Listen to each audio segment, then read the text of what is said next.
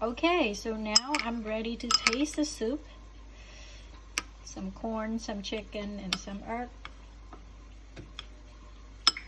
You see the soup is a little bit thicker because of the watercress flowers. If you don't want to use watercress flour, you can use other flour to thicken the soup. But for me, specifically, I need to use the watercress flour because for my health purpose. All right, super healthy soup. Wow, it's nice. Tastes beautiful. Texture is awesome.